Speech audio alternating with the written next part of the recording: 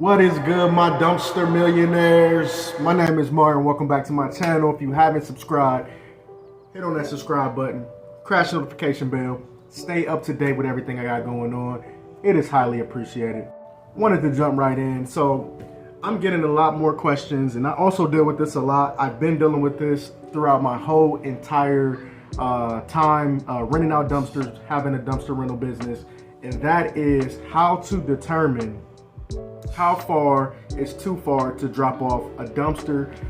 Now, I know a lot of you guys are just now getting started with your dumpster rental business, or a lot of you people watching me is considering starting a dumpster rental business, a junk removal business. And one of the things you must consider when starting a business like this is that it's something you can't really do from home. And when I say from home, I'm not saying like me, I'm at home while dumpsters are being rented out. I'm not saying in that sense. I'm saying this is a type of business that takes, a truck, actual equipment, know-how, marketing, getting customers to choose you out of dozens of other competitors. So it's a lot that goes into it, and it's important for anybody just starting out, because these are the guys who got the most. I got the most. I'm pretty sure people who's experienced watching me right now has got with people, living a little farther outside of your area. Let's say you live in, you live in Cleveland, and somebody wants a dumpster in Parma, or you live like in a certain area and you got those outskirts where it's like a 30-40 minute drive. And a lot of times, especially if you're on Google will specifically, like if you don't got like a big budget on Google, I'm noticing that they will specifically, even if you don't want to target those areas, they will target those areas because a lot of the big companies want to stay more in city, to save on gas. They got a lot more expenses with the diesel costs, the cost of maintenance, repairs. So I'm starting to see that Google is starting to take a lot of the the outskirts, like the if you live in a major city, they're starting to give the smaller companies those outside of the city jobs. And it's pretty tough, especially for a new person, because a lot of times when I know myself, when I was starting, I just wanted to get the business. I just wanted to I just wanted to rent my dumpsters. I wanted to know that I created something that's making money, right? And we all want that, but it's some things that you should know before you start doing that. Do not just accept every job. You got to learn when to say no. I don't care, if they're trying to pay you, $500 for a 10-yard, but they're 2 hours away. You got to count the cost. Is it really worth it? Because you got to think about the time. It's going to be a 4 hour, that's an 8 hour trip. Especially if you don't stay there and wait for them to pick it up. You're going to drop it off 2 hours, come back 2 hours, have to go back 2 hours, and come back 2 hours. So it's a lot of things you got to take into account. That's 8 hour days. What could you have made more in that 8 hours rather than that $500? So just some things to consider. I'm about to get into a little right now. You want to set some ground rules with your customers. I think transparency is like the best way in any business. Transparency. For one, especially like in your ads on your website, the number one reason, not only because it's ethical, it's more, the morality of it all, but I think the number one reason why everybody and every business should be transparent is because you will weed out the people who's not going to use you anyway. So if you got on your website, I got a 25-mile radius from the landfill, or if you got like, I don't accept concrete, I don't accept roof shingles, I don't accept these type of debris items. The people who come to your website, they're going to already see the transparency. So if they have that stuff, or if they're outside of your area, they can Google it, or they know your city, like, okay, that's too far. They won't call you. So it limits you from customers who you can't help anyway. So it just wastes your time, and you don't want to be wasting so much time. I waste so many times in my career, in my business,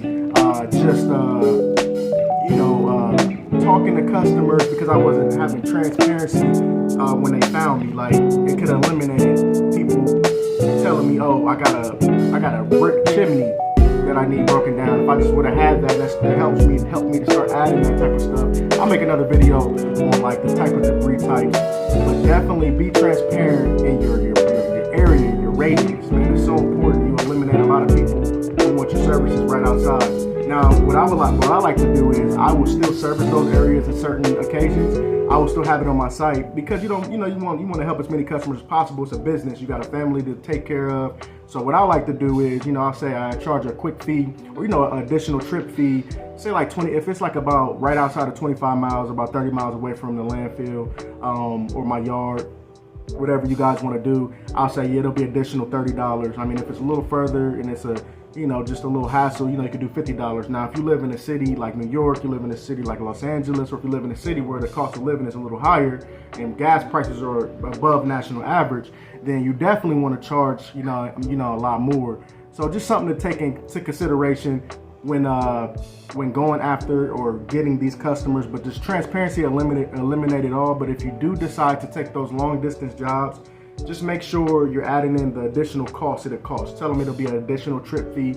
That'll when they call you, they're already looking forward to it. It's so good, when I love transparent. I got the 1K template, and I show my numbers. I ain't one of these dumpster rental companies. You don't see none of the amount, the prices on their website. I mean, that's just my motto. Some of you guys may feel like, okay, I don't want to show how much I'm charged. I want them to call me first. But with me, I like to just eliminate, all the guesswork, right? Because a lot of times a person is shopping around. So if they're shopping around, I would rather them look at my site and see my prices is straightforward. So then when they give me a call, like they didn't waste, or they didn't waste their time. I didn't waste my time talking because I already got my prices right there on what it will be when they give me a call. So just something to consider. I want to make this, man, just to give some little tidbits. I love these little tidbits, man. If you guys want to learn more in-depth stuff, definitely get the new 8 Steps to $1 Million Dumpster Rental Business available now. I got bonuses galore connected with it. It's all free connected. So make sure you guys tap the link in the description. And man, let's get to work. I got some other stuff coming up where I'm really going to be doing a made-for-you, ready-build dumpster rental business. If you guys are interested in that, shoot me an email, martinextraordinaire@gmail.com, and link will also be in that'll also be in the description as well. But man, let's get the ball rolling. If you're ready to get started in making a dumpster rental business, I just said it earlier, man, this is the greatest time to start. This is the best time to start, in my opinion, because it's a wind down time, and the season is winding down. So a lot of people are looking to sell. You're going to find dumpsters everywhere you look for sale. Some people are going to be selling their businesses because everybody can't take when they get a little slower because they didn't get them repeat customers. So guys, make sure you guys are paying attention if you want to start this type of business.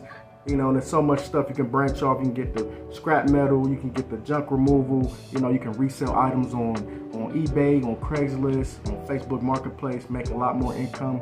Let's build something. Hit me up. I can't wait to hear from you. My name is Martin. Hit that subscribe button. Peace out.